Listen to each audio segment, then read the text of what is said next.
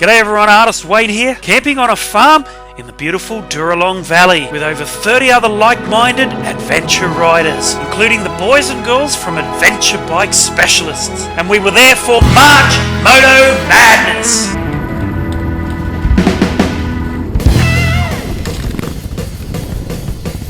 And who was responsible for this weekend of awesomeness? It was the smooth bass playing, badass riding, fuel tanker carrying, lead rider Mr. Cool himself, Alan Wilson! And what a job Alan did, looking after us and making us all feel welcome. There was nothing Alan couldn't do. He organised the rides. He cooked beautiful barbecue dinners for us. He cooked bacon and egg breakfasts for us. He built a stage for us. He organised a band for us. He even played in the band for us. Actually, come to think of it, there was one thing that he couldn't do, and that's keep the rooster quiet.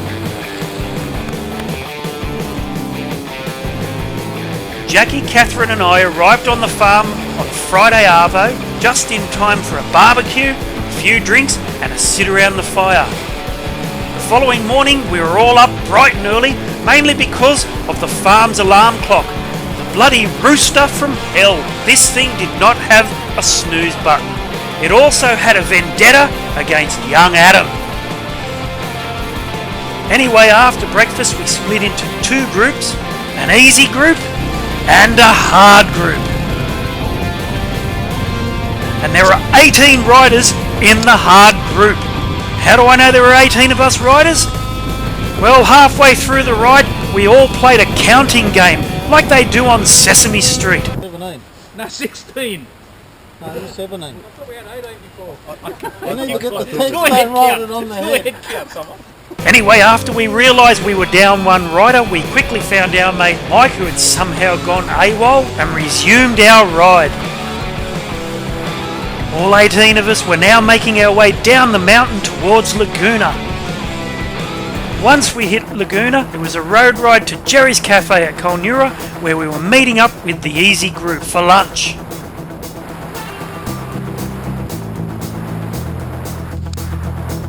Well, that was the plan anyway, but often plans don't quite come to fruition. Apparently, one of the riders in the Easy Group, due to suspected low tyre pressure, ended up getting a flat. Now, we don't want to start mentioning any names here, wife Jackie, but due to wife Jackie's rear tyre tube needing to be changed, they were running a little bit late. I had loads of fun riding down through this section, especially trying to get around this fellow on his 800 BMW. Say hello to Richard. He was the mastermind behind our fun counting game, and he could certainly throw that BMW around. But would he bring it on the single trails?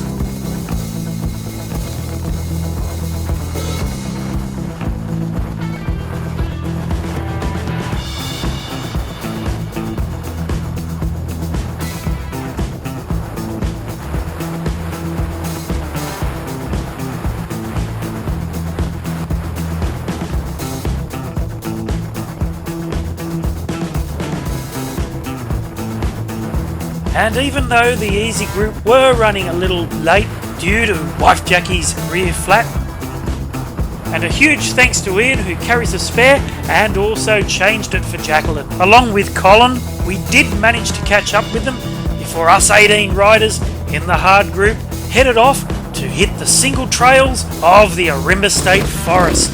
It was time to work off our lunch. Oh yeah, 14 riders on all kinds of bikes hitting the single trails.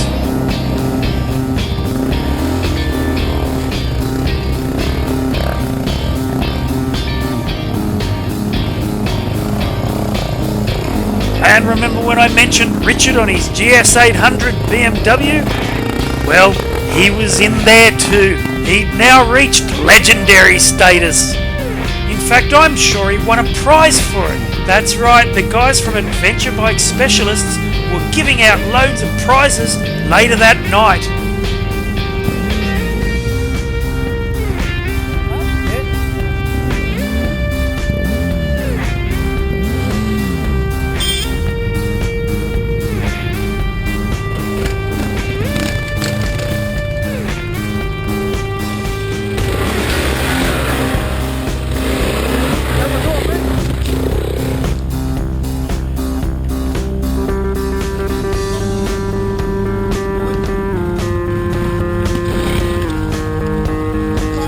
It had been an absolutely top day, and more importantly, a day without any injuries. It was now time to head back to the camp and have a few bourbons with my mates Jason and Alan. And after another awesome barbecue dinner, it was time for our entertainment. Say hello to Liz on lead vocals, Jess, keyboard and backup vocals, Mike, lead guitar and vocals, Graham, rhythm guitar and backup vocals, Adam on drums, and Alan on bass guitar. And together they make up the awesome band, Jack's Avenue.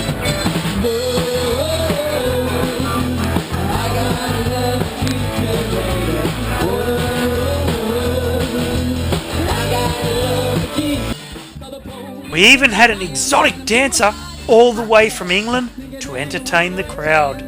On ya, Rob.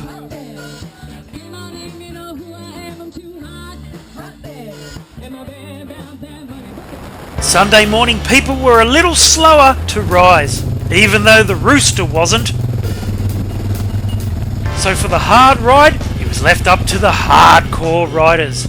Roger, Jason and I were joined by our mate Grant, who had turned up early that morning, and we hit the wettest part of the Wattigans. In fact, this was a trail a bunch of us did the weekend before, which had been an absolute slop fest. And you know what? I reckon it was even wetter today, because I fell off my bike, and I never fall off my bike. When we got to the top of Mewers, it was time to hit the single trails. And it's also where Roger hit a tree. But he's tough. He's as tough as his DR. He came off with a sore arm. The DR 650 came off with a broken mirror.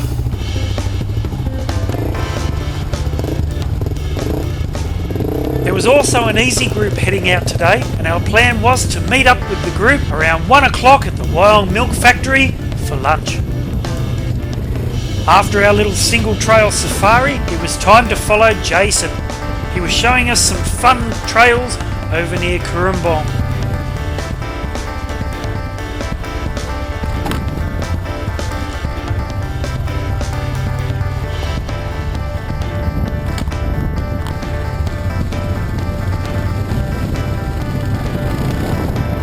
I did say Jason was showing us some fun trails earlier, didn't I?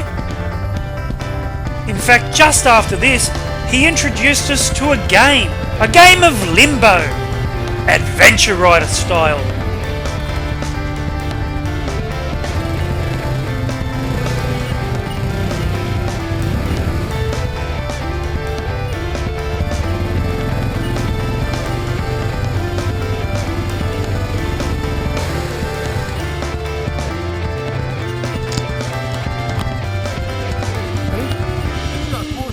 Yeah, ready?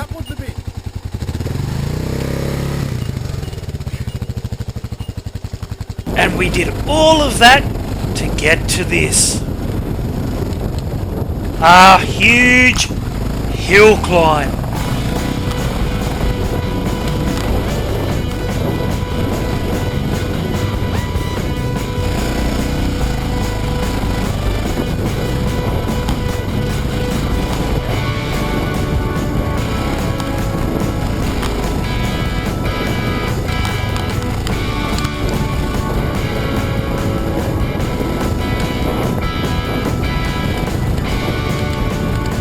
I just want to say here that when we arrived at the Wild Milk Factory for lunch, there were rumblings that the guys that did the easy ride rode a harder ride than we did.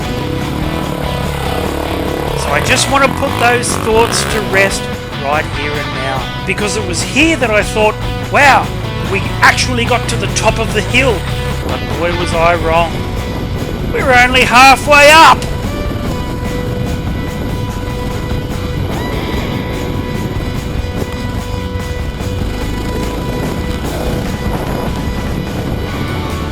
I was now riding at an altitude where the air seemed to be thinner. Every now and again I rode through a cloud. Well, we finally made the top, and after doing a few minor repairs to Roger's bike, we headed over to the Wild Milk Factory for lunch. And that, my friends, was March Moto Madness for 2017. It was a weekend of epic proportions, thanks to Alan Wilson. I'm artist Wayne Dowsand, and I can't wait for next year's March Moto Madness.